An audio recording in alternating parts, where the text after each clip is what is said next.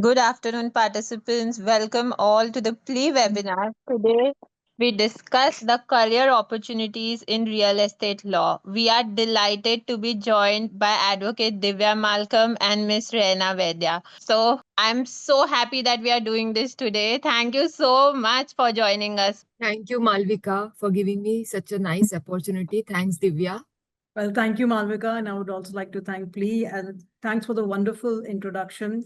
I have known Raina for over 20 years. We were having a bit of a banter before the webinar, and we realized 20 years is a long time.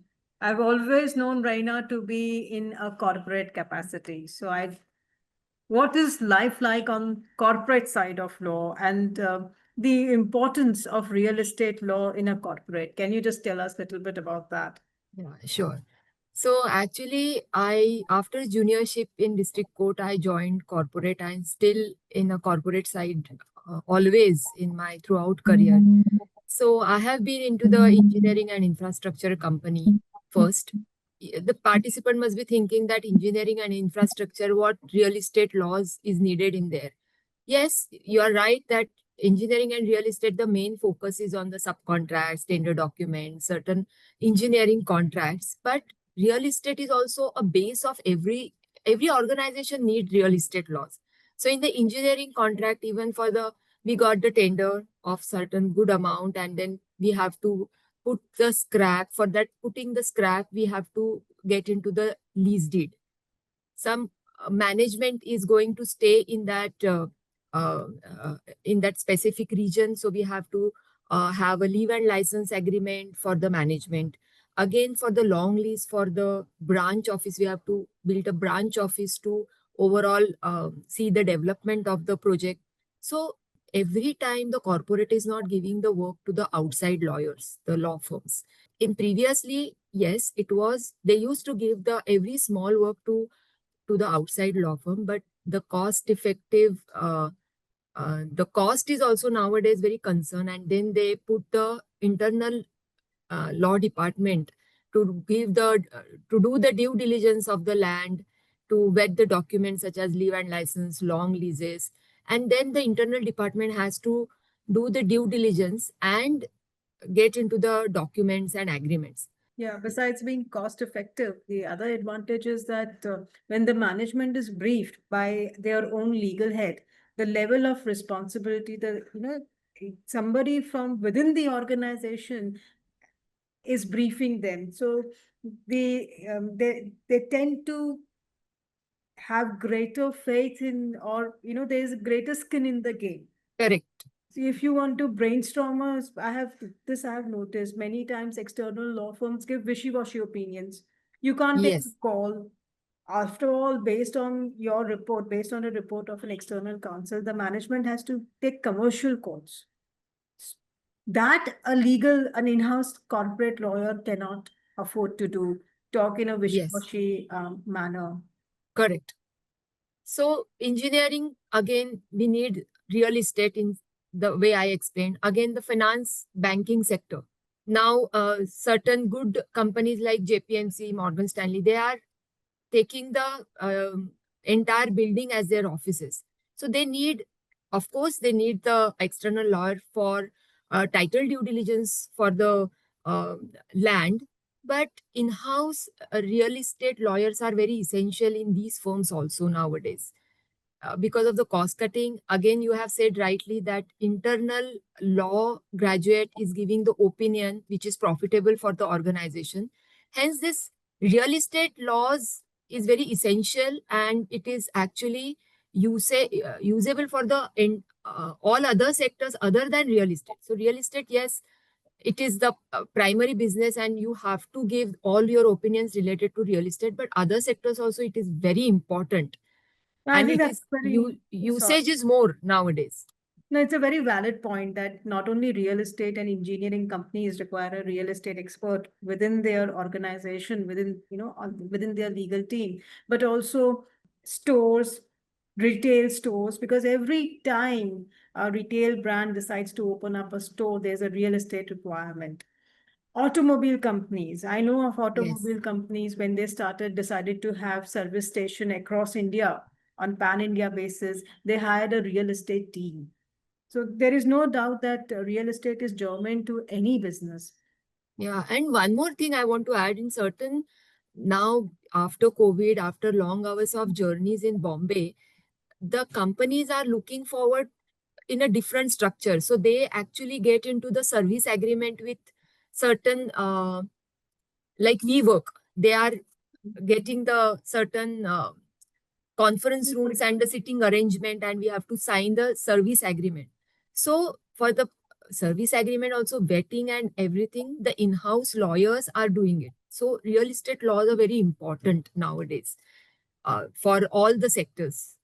Yes, people tend to think a real estate lawyer means somebody who just looks at 712 extract, revenue records, property No, taxes bill, sale deed, and that's it. They don't realize that real estate practice entails negotiating documents, drafting foolproof documents, as you rightly pointed out, drafting leases day in, day out. All this is a correct. part of real estate practice. It's not that you're just looking at some superficial documents and preparing a report No. and you're done. In a corporate, you have explained to us how important real estate expertise is to any corporate. Now, within your corporate, within a company, what are the growth opportunities for a real estate lawyer? How do you grow within? What is the career trajectory of a real estate lawyer in on the corporate side? So in the corporate, you tend to actually work in a on a different aspects of variety of work you have to uh, perform in the corporate sector. So, for example, litigation. So, if the notice is coming, then the in-house lawyer will get in touch with the proper lawyer who will be the AOR who can handle my litigation better, whether we need the counsel in this matter. So, what will be the strategy we have to actually decide, convey to the management, what is the where do we stand in this matter, what are the positive and negative points, get in touch with the other departments to get into the all documentation which is supporting to the to that specific litigation. So one aspect is litigation, second is human resource. There are certain human resource litigation as well as certain agreements that we have to draft. In-house lawyer can explore the opportunity in dealing with a human resource. Then yes, real estate, that I explained, that typical real estate company can go into the deep real estate, the due diligences and 712 extract, fair and other documentation, antecedent documentation to call and to get into the title lawyer. So that is the main work. Third is a secretarial part. If in the corporate, then the compliance part, corporate affairs in the sense compliance. If the company is going for the IPO or a right issue, then it is not only the compliance, it is the legal department plays an important role in that. Yes, the role of a in-house counsel is definitely different from the role of an external or a practicing advocate. When a fresher joins a corporate, what is the career path that he can look at?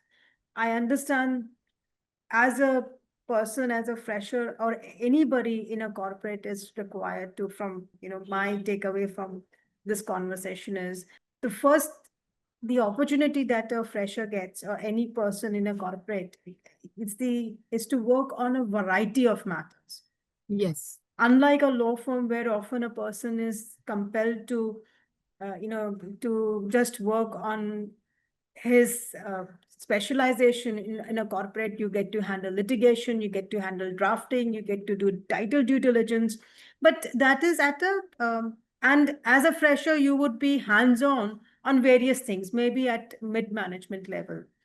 How does the role of an in-house counsel change from a fresher to mid management to a senior level position?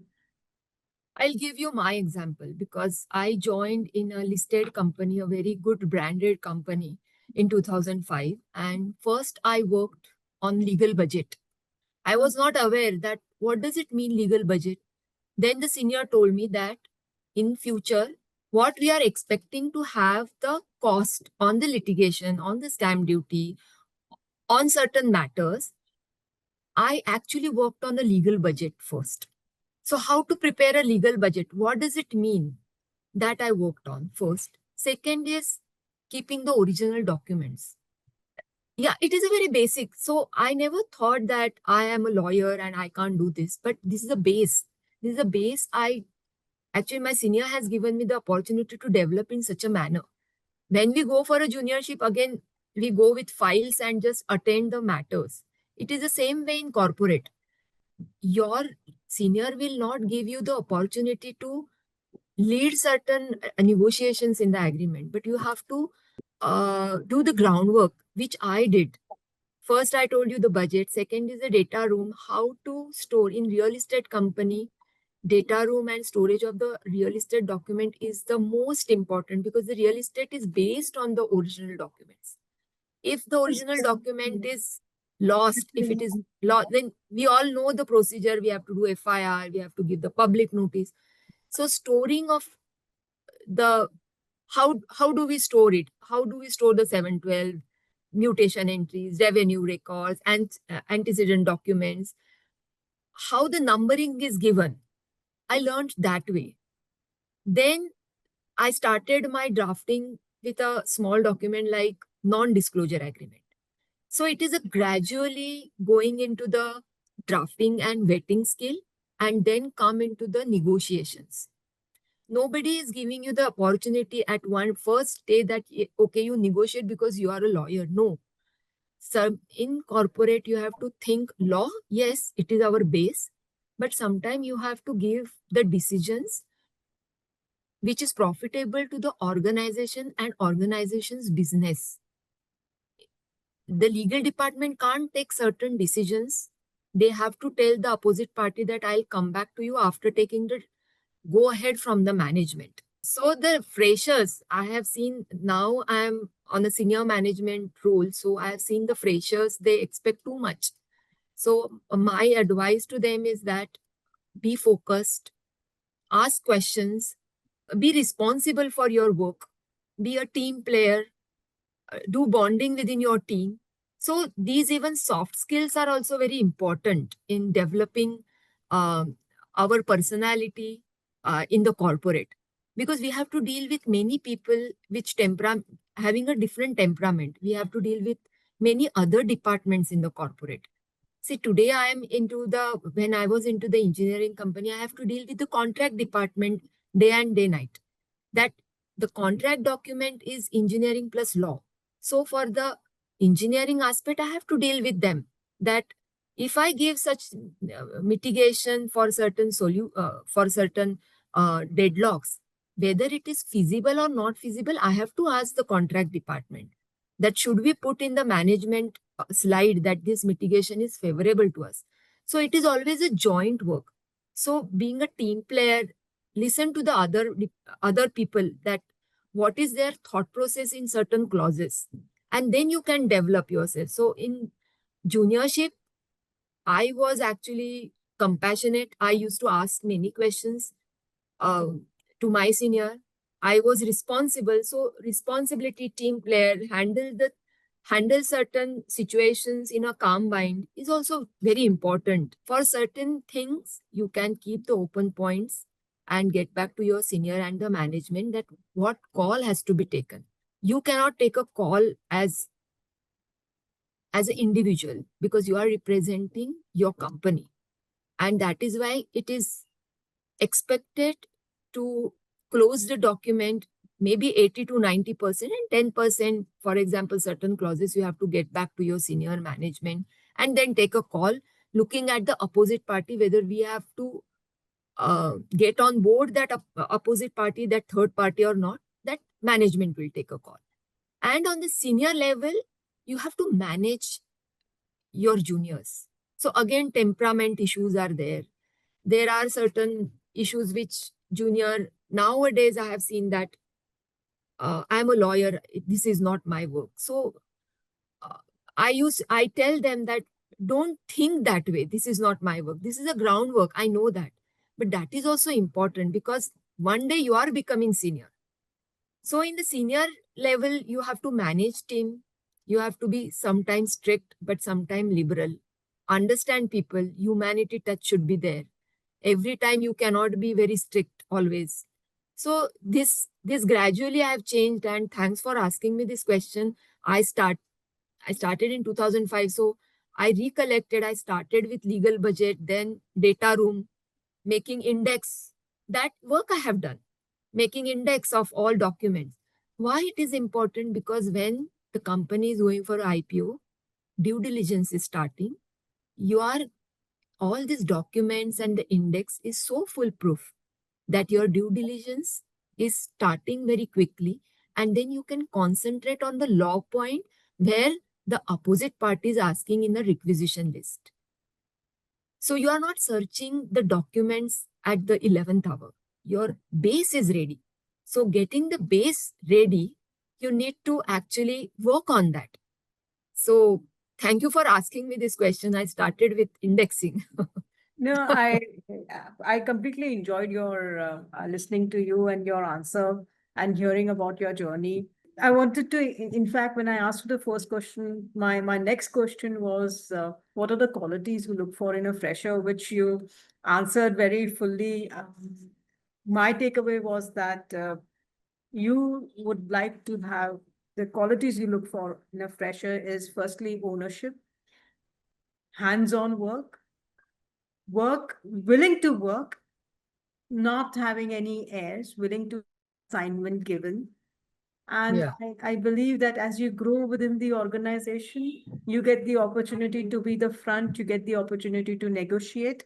And finally, at senior level, it is for you to take the management calls. Now, as an in-house counsel, what would you say? I understand real estate laws are different from other corporate laws. Can you just compare and tell us how different is real estate practice from corporate practice? How different are real estate laws from corporate laws? I once met a student who felt that whose idea of real estate law was just the Real Estate Regulation and Development Act. So why don't you tell us about how about real estate laws and what does that entail? What does real estate practice entail? So the real estate law is state specific because now I am working on the pan India acquisition. So it is a state specific. When I am doing due diligence of the land, I should know Marathi in Maharashtra. When I'm doing due diligence in Gujarat, sir, the revenue documents are in Gujarati. Nowadays, Google Translate and then Google Lens, we translate certain documents. That is very important to know. But it is real estate law is state-wise. Again, it is notifications. We appoint uh, external lawyers for that thing because they know better than the. Now I can say the external counsels are really helpful when you are acquiring certain land parcels outside Maharashtra. Though I'm in Maharashtra, that is why I'm giving the example of outside Maharashtra. In Maharashtra, I know many things. I keep updated myself for the Maharashtra laws. But since it is a state specific laws, if I'm acquiring the land in Tamil Nadu, it is very important to choose the external lawyer having a thorough knowledge of real estate because the updated notifications and everything, they tell the in-house lawyers that these are the things and these are the difficulties. For example, in Bangalore, in Bangalore, there is a kharab land, A kharab, B kharab. So yes, Google give us certain highlights on the specific topic, but in depth, that particular state lawyer gives us the hands-on information on us. So vernacular language, local language is important. Keep yourself updated in the notification, and the state laws of land related state law important. So in the company law, so compliance is all over same, but real estate you should know what is there. In Tamil Nadu, encumbrance certificate. What is encumbrance certificate? It is not in Maharashtra. So in Tamil Nadu, what in particular survey number, what transactions has happened, whether there is an encumbrance, whether the loan has been taken, that comes in that encumbrance certificate. If we miss that, what will be the repercussion? So land laws are different in different states, and that is why it is very important to know the language also, because revenue documents are into the vernacular language of that particular state. I completely agree that one of the biggest peculiarities of real estate laws is that we don't have a single law from Jammu and Kashmir down to Kanyakumari. It's a state specific subject, and every state has its own peculiarities. A very typical example is that of agriculturists not being able to buy non-agricultural Non-agricultural. cannot buy agricultural land. Now this is they are very strict law. 2014 onwards, the laws regarding purchase of agricultural lands by non-agriculturists in Maharashtra has been whittled down considerably. But Correct.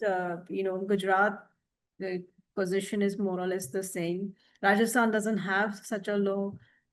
So we can imagine how the law changes drastically from state to state. State to state, yes. I was once talking to a group of French attorneys, and I was trying to explain to them that let alone a French company or a French multinational, I'm an Indian, but I'm not an agriculturist. So, in spite of being an Indian, a Mumbaikar born in Mumbai, Maharashtrian, I can't buy agricultural land in Maharashtra. Just to give them a sense of how important it is to have the right real estate lawyer in India. What would you say about for the now we are addressing a crowd of freshers. What are the growth prospects in real estate sector for a lawyer who wants to pursue real estate as a career, as a specialization? The graph is on a higher side, I must say that. Real estate, as well as if you choose to be a corporate lawyer, you will be an all-rounder after certain years. And what kind of incentives and compensation can a person look at as a real estate lawyer? Just Again, in a juniorship, I would say that it is the growth is consistent, but not in a it is a consistent growth. You cannot compare yourself with a law firm junior and a corporate junior on a compensation basis. I'm talking about the growth is consistent with respect to the compensation, and in a corporate, I must say that you should be in a company of a right people.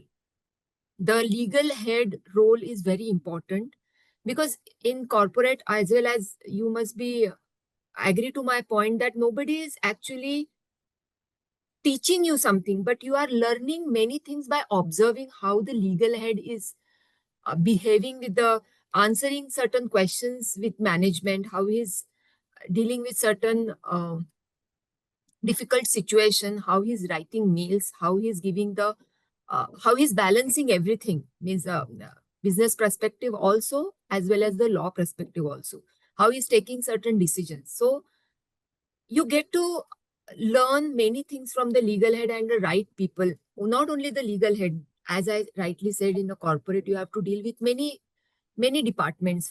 If you are exploring the uh, loan documents, finance agreements, facility agreements, you deal with the finance. So the opportunity for the fresher is 100% good in real estate and in a corporate, because as I rightly said in first few minutes, that real estate corporate also requires certain compliance related laws also is required, because if they are going through IPO or right issue, you develop your skills on on the company law basis, compliance perspective.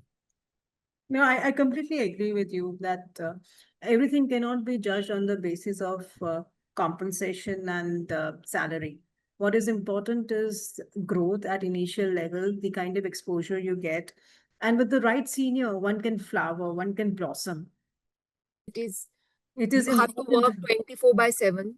But it is not always like law firm that yes, on Saturday, Sunday, I have to meet certain timelines of a client. No, it's a relax. Sometimes you feel relaxed in corporate. That I must say that when you get the exposure in a law firm, the exposure is in a different way. But in a corporate, it is sometime, yes, you have certain deadly timelines, but it is not always. That is the main difference. Hello, ma'am. Ma'am, how much time is required for this juniorship to be done behind a senior lawyer to prosper a profession in this field? So I would like my experience that 5 years um, juniorship is more than enough. If at all more than 5 years, that is also fine. But after 5 to 6 years of junior, the corporate is open to take the fresher as a junior, like an executive or a ground level staff, and then they can explore their opportunities in corporate. But minimum 5 years is required. The internship or a real estate lawyer, you can work under a real estate lawyer. Thank you, ma'am. Okay. Rena, there's a query in the chat box. Any extra qualification or course required for a career in real estate law? I must say that even for me also, the some course is required because now AI is coming, some data science, new laws are coming. I have not gone through these acts. So for me also, learning law is learning throughout your lifetime. You have to learn. So if you are interested in HR, do MBA HR, external HR. It is always beneficial. I will, right now also, I will not say that nothing is required me to get into any diploma or a certificate course. No, it is important. Now the freshers are more techno savvy. Even I learn from them sometimes that how they use the computer or certain Excel applications. So learning is actually unstoppable, and you have to explore the opportunities by exploring and enrolling yourself in different law courses. And corporate actually gives certain uh, relaxation for the timelines, because 9 to 6 is our job. But if you are enroll yourself for certain law course which is beneficial for that specific corporate, yes, your senior will give you that concession in coming time and taking leaves for the um, giving exam to achieve something. So please go ahead, never say that I'm done with the law and I have done with the graduation and nothing is needed. So every day is a new day and new learning is very important in law. But Rena, does LLM have any value and any other diploma courses that you Yes, suggest the yes. They participants? Yeah. diploma courses. Now I have enrolled myself for data science, but I'm not able to uh, give the certain courses. But AI, yes, AI, you please explore that how we can use AI in that particular organization. Even I am searching for such course for myself.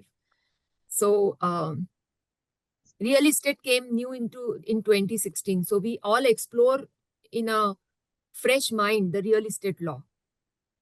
RERA, I'm talking about RERA, that how we registered, how I was actually working with such an organization who was developing a private hill station. So we were under impression that no, the interpretation of RERA was RERA is not applicable because I'm developing 10,000 acre of land.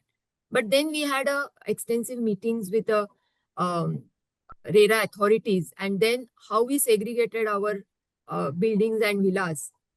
So it is always a new opportunity by new laws. Even another law has come up, NCLT and everything. So we explore that opportunity. I didn't actually uh, get into any law specific diploma course in RERA, but sometimes you learn while reading and on the job you learn the opportunities of that specific act.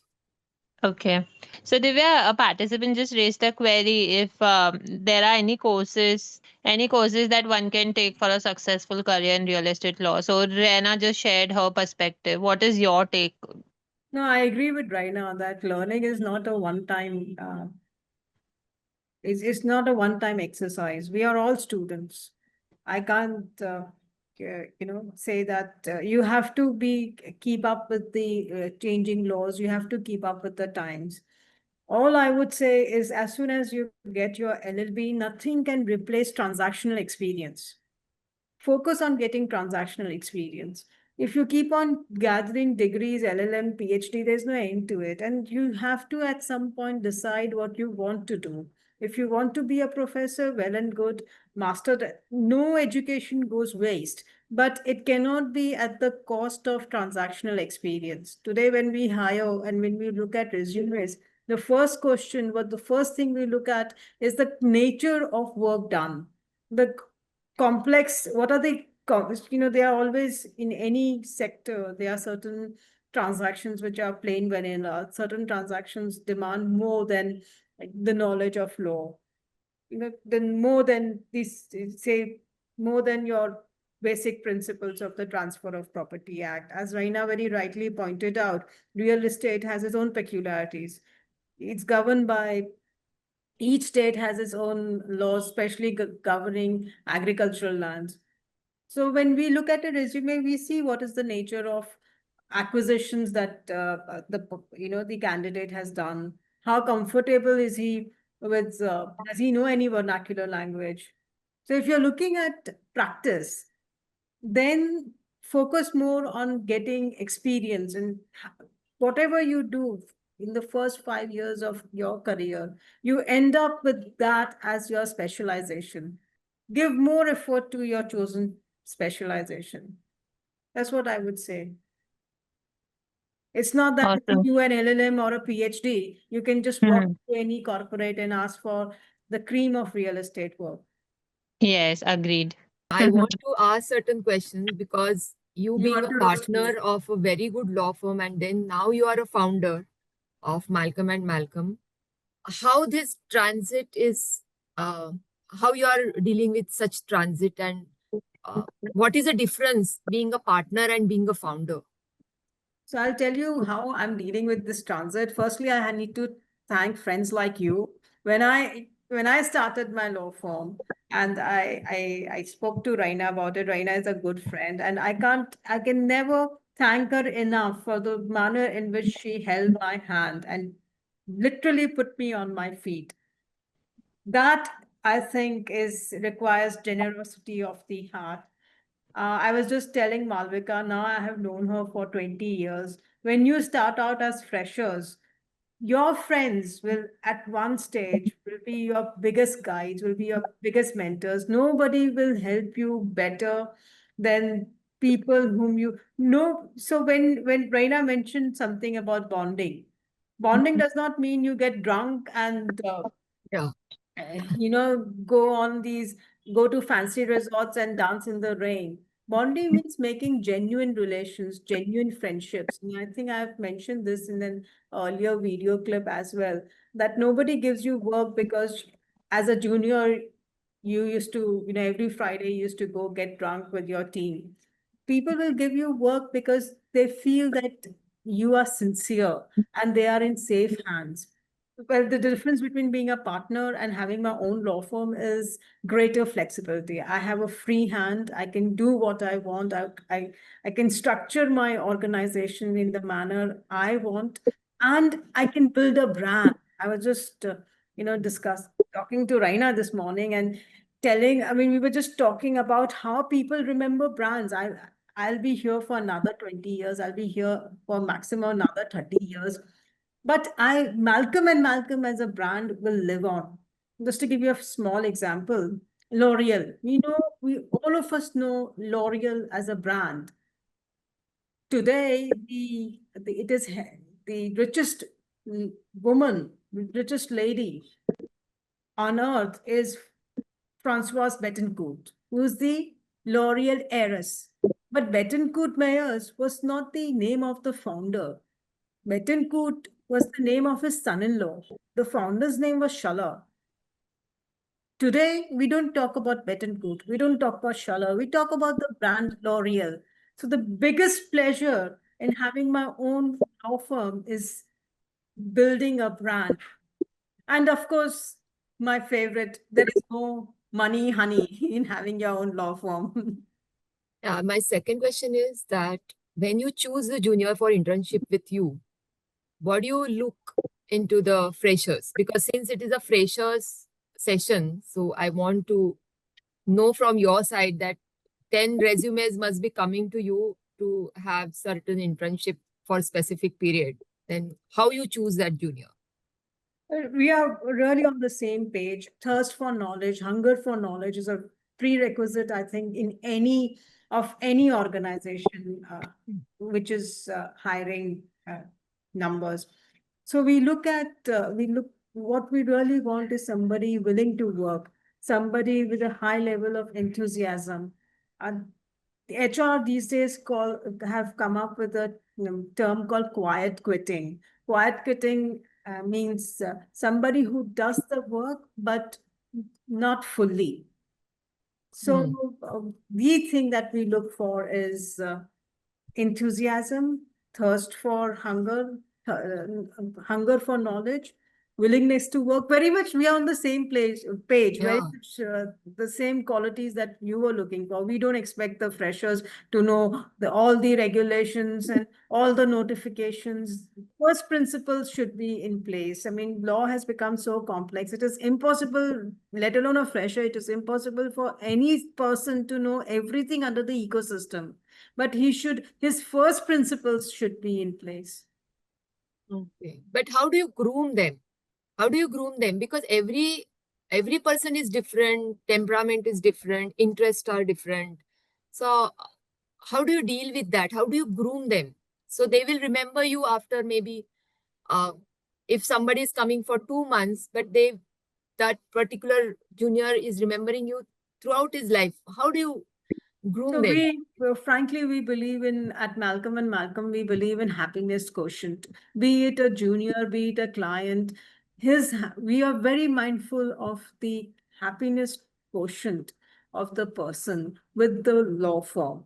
Now, this may be by giving the remuneration that the fresher expects. This may be by guiding the fresher correctly. This may be by holding sometimes when they join a law firm, freshers, they find it difficult. You'll see a lot of them, they fall sick. We are not the kind of law firm which would say, I don't care, about your health and your personal issues. If some genuinely, lot of freshers have some personal issues at home. When they come to you, they are already in their late 20s. Some of them are under constant pressure to get married. Some of them want to get into relationship, and that tells on their mind.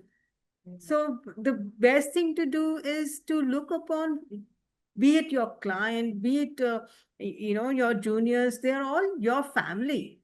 So we focus a lot on happiness quotient. We also look upon every person working with us in whatever capacity as our brand ambassador.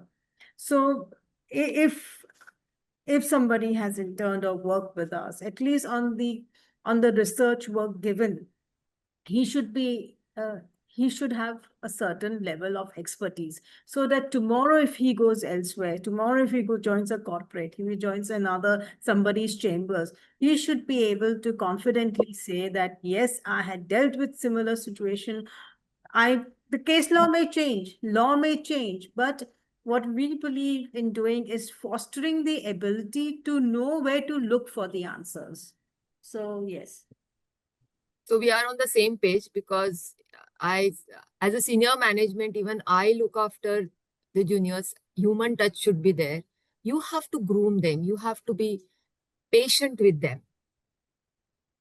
No, but it was really absolutely wonderful to hear you speak, and I realize how much similarities we have. But unless somebody is happy in your, and it is for us to make sure that everybody is happy. Negativity and toxicity Yeah. does not work. It ruins the entire atmosphere and ultimately brings down the entire organization. Yes, I So do believe in that. and gone are the days when throwing the file and throwing tantrums is No. was Yeah. something. It doesn't even. It just shows a poor mindset. Weak people throw tantrums. Strong people don't throw tantrums. So you mentioned a lot about temperament. I absolutely agree with you. Yes. But Now, Divya, what if the senior has a temperament and is not willing to be warm towards the junior?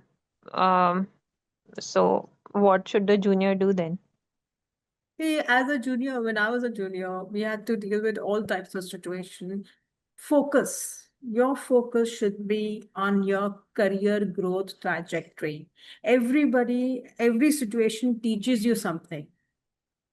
And getting depressed or getting anybody get the better of you is not going to take you anywhere in life. Today it's your senior who's harassing you. Building resilience too is something we learn as we age, and it is for that matter that it is exactly that's exactly why at Malcolm and Malcolm we focus on happiness quotient, because we don't want any unhappiness around. We have had plenty of it. My inheritance to others is happiness. That yes, I met Divya. Yes, I worked with Divya. It was a wonderful experience. If it's a client, yes, we worked with Malcolm and Malcolm, and it was a wonderful experience. And if a Absolutely. junior being badgered by a senior, just uh, just take it in your stride. Remember, uh, your senior must be under some pressures. Your senior must not have been brought up well. Only because your senior is a mean person, that doesn't mean you become a mean person too. mm, You just learn from the transaction and deal with resilience. And we are so blessed. Bombay is there's no dearth of opportunities in Bombay. That's why we have such a large migrant population. It is called the financial capital of India for good reason. Nobody goes hungry in Bombay. No lawyer goes jobless in Bombay. That you rest assured. But you should have skill. So if your senior is badgering you, if your senior is continuously putting you down, you focus on developing your skill during that period. And the better you are, it is quite possible. The better you are, the more your peers might attack you, the more your senior might attack you, because yeah, nobody bothers about losers. Nobody bothers about backbenchers. People attack those whom with potential. People attack those whom they cannot see, stomach, whose success they cannot stomach. Take it as I a agree on your point. Totally agree on your point. And remember, karma, what goes around comes around. I was, as Raina said, I was a partner at Pocher and Company, and I had a couple of good mentors over there. And this is exactly what one of my co-partners had told me. She was rather senior, so this is exactly what she told me, that what goes around comes around, and we put policies in place to make sure that there is no bullying or harassment of performing. We noticed it, the performing senior associates would invariably targeted by the non-performers. That any person will tell you who has had even minimum level of organizational experience. Performers get targeted, bullied by colleagues all the time.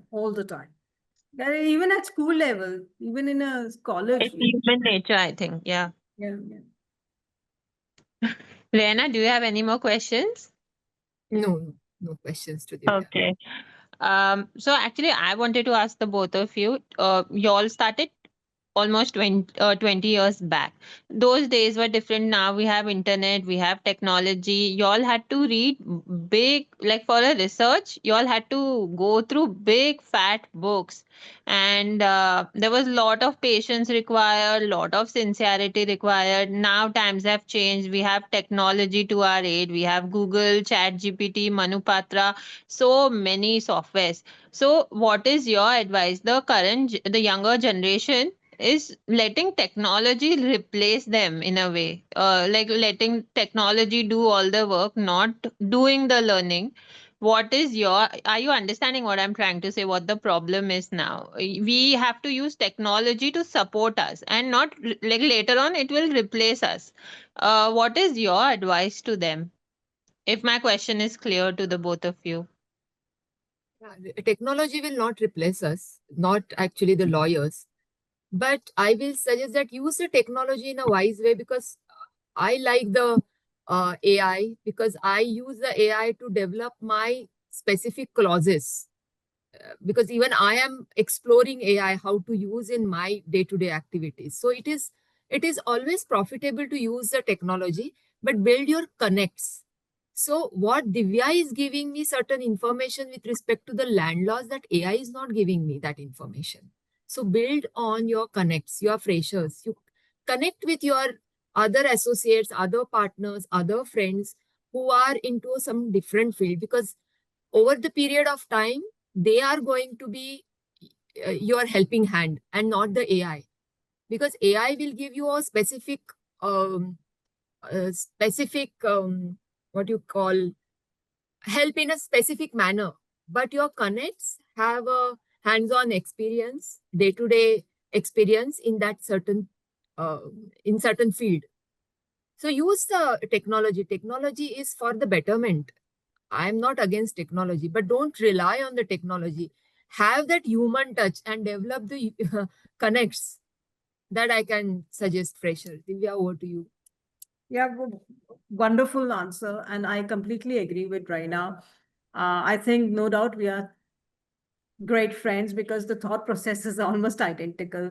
If you look at industrial revolution, when the industrial revolution started and machines started replacing laborers in large numbers, there were strikes and protests. We need not mirror that experience. Only what is AI doing? AI is introducing efficiency. It is we that was an industrial revolution. This is a technological revolution which we should embrace rather than resist. Now, cognitive AI, I don't know how far cognitive AI has reached, but it's been our experience. Research, we get better search results, research tools are better, research has become faster, drafting has become more polished.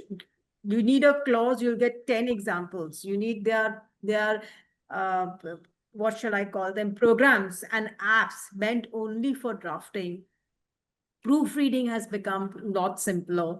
If you talk to people who did their law in the 1980s, they'll tell you about typewriters, about stenographers, a world which is now just bygone. So instead of resisting AI, I think we need to embrace that. Malcolm and Malcolm, we use a lot of AI tools. We encourage our people to use AI tools. What AI cannot do is to think when a problem is given to you. And that is what we need to incorporate in our peers and our juniors. The ability to think, the analytical ability. If you have got a problem, you need to analyze it and come with solution. Looking for looking for case law on a particular point is really clerical. You might have a whole body of case laws, and the AI will not tell you how to solve the problem. You may structure your transaction differently based on the case laws that you have found. So excellent. If there's an AI tool who can, I would take, say, 3 hours, 4 hours, sometimes an entire day to do my case law research. If there's an AI tool who can summarize all the Supreme Court judgments for me, tell me what is the law, excellent. In that case, I'll focus purely on structuring and the meaty bit. Okay. This is a very favorite question. Any opportunities in global markets? So, any international opportunities for an Indian real estate lawyer? Yeah, I think the law has recently changed. The government has come up with a notification now. Foreign lawyers from jurisdiction where Indian lawyers are accepted can practice there and vice versa. So now the field is open to everybody. We are living in an absolutely wonderful time. Real estate, unlike other branches of law, continues to be all smoke and mirrors. As Raina pointed out, a lot of vital real estate information is in the vernacular. So foreign law firms or foreign corporates will need Indian lawyers all the time. In fact, corporate law and arbitration, the foreign lawyers can come here and deal with it and cope with it.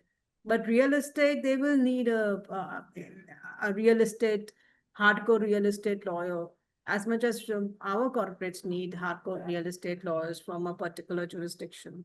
Rena, your take? The same as Divya. We have a lot of KPOs and LPOs, okay? But so in the field of contract law, in the estate sector, are there foreign entities that are outsourcing work to Indian lawyers?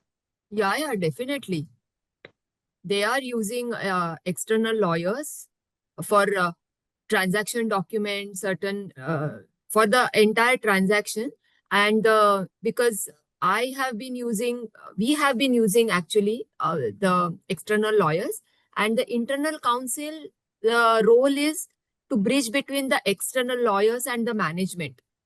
And it is not just take step back and just external lawyer is doing, but we also get to know many things from the external lawyers to how to deal with that particular transaction. So they appoint external lawyers for the transactions. Okay. The next question is, what are the opportunities in government sector? Huge, because government too has very large parcel of lands. If you look at public sector undertakings and PSUs, small banks, my dad was with a PSU, and they have large land holdings. So even in the government sector, the scope for a real estate lawyer is immense. Raina gave the example of tenders and bids, auctions. One of the biggest auctioneers are government, state governments, the central government, the government companies. So even if you are with the government and real estate is your specialization, it can only be an asset. That's great.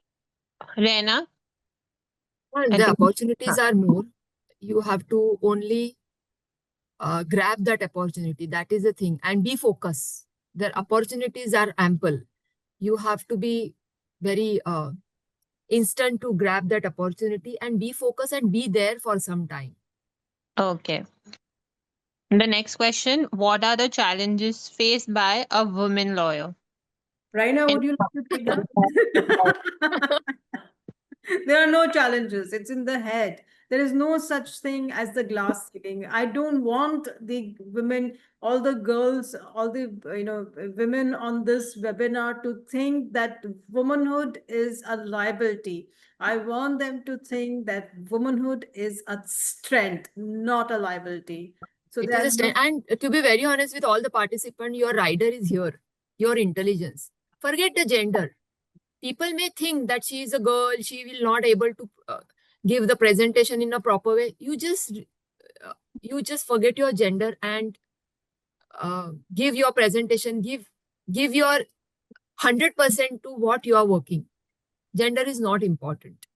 And According to me, gender is not important. The importance is the how you are developing yourself, how you are presenting yourself, how you are using your intelligence and your knowledge in the organization. That is the main thing. And Raina mentioned focus some time back, and I absolutely love that word, focus.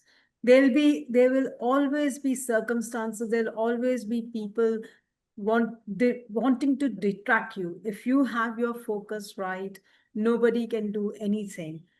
If you are not a performer, nobody will point fingers at you because you're a woman. If you are a performer, they won't like you because you're a woman. If you're a performer, they won't like you because you know your subject better. If you are a performer, they won't like you because you are punctual, you come in, you come to the office on time, you do your work on time, you don't waste your time.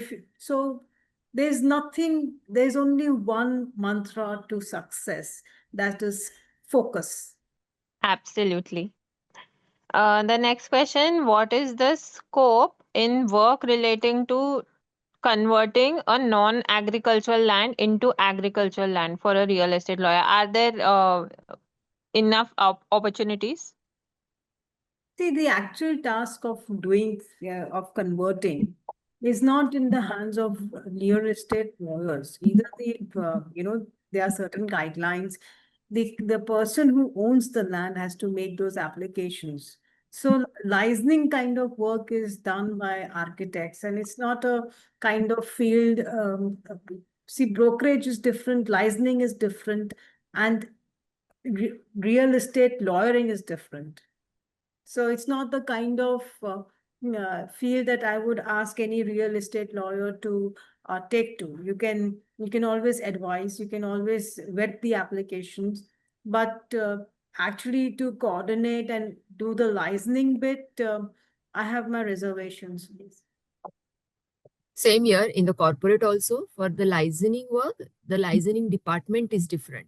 So they come to us for vetting certain applications, and actually it's a ground level work, and sometime even we ask the department, licensing department, that how we can go ahead in this scenario, in this land parcel. We are stuck here. So being on a they are doing the ground level job, and they can give certain solution to even the lawyers.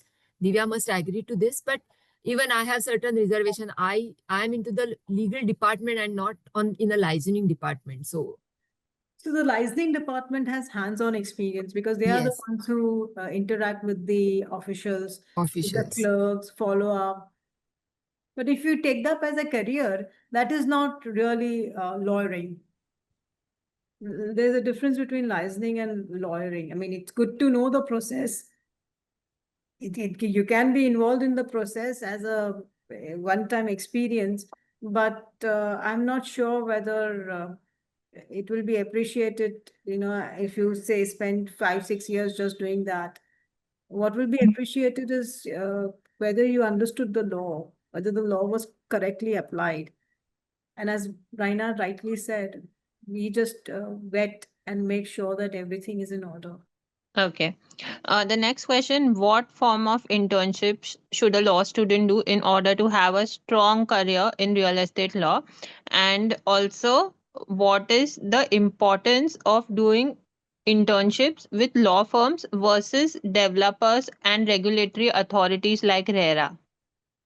I will advise that do the internships nowadays. Even for the uh, Diwali breaks or summer breaks, they do the internship. So have a flavor of everything, because right now you cannot decide that what is in your interest.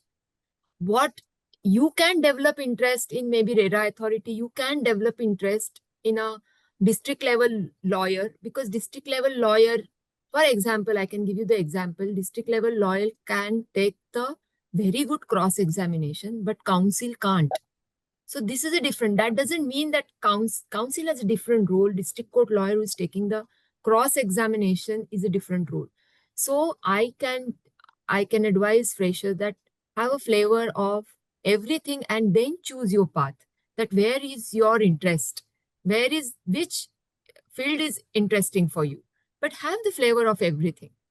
Yeah, I completely agree with Raina. In fact, internship is a wonderful concept. It gives you an opportunity to decide for yourself what is it you are cut out for. It gives you an opportunity to explore various verticals. If you are with a developer, there's a different kind of real estate world you will see. If you are with a law firm, again, that's a different world you'll be able to see. And at the end of the day, you'll be able to decide for yourself whether you want to be, well, whether you want to be an in-house lawyer working for a corporate, working for a developer, whether you want to work with a law firm, whether you want to have your own practice. One of the important things that Raina mentioned during her chat is, during her interview, is that in corporates, they draw a roadmap, be it litigation, be it acquisition. Roadmap is, it's a wonderful word. We all from time to time need to chart out a roadmap for our careers, a roadmap for our lives. An internship is a wonderful time. You don't have financial responsibilities. Most of the interns are supported by their parents. You don't have any, social responsibilities. Most interns are not married. So you can absolutely focus on yourself, on your career, and chart out the roadmap. Absolutely, that's true. So, Rena and Divya, any other closing remarks before we conclude? I can say that be focused, Be responsible and don't waste your time. Just do the internship as and when you are giving opportunity. Approach to the corporates, approach to the law firms. Be consistent in your work, and success is yours. Likewise, I could not have said it better. We had the opportunity of interacting with Raina. She's AVP at a very prestigious company, one of the biggest companies in warehouses in the world. Indospace is the leader in their activity of warehousing. Now you know the scope of a real estate lawyer. And I'm hoping that this webinar made a difference. Most of the bright students these days want to either do arbitration or M&A or corporate laws. I'm hoping that after this webinar, some of you bright ones are convinced that real estate is an equally effective practice area with an equally effective growth path. Indeed. I'm sure it was very impactful, and the students have got a lot of clarity on this today's subject. So, thank you so much, Rena. Thank you so much, Divya, for sharing your expertise and your experiences with us. And again, thanks to you for your time and effort. Well, thank you so much. Thank you, Divya, and thank you, PLEA. Thank you, Malvika, for choosing me and giving me such a nice opportunity. Thank you very much. And thank you, Plee. Thank you, Malvika. Thanks a lot, Raina. Thank you so much. Thank Thank you. you. Bye bye. Okay, bye. Goodbye.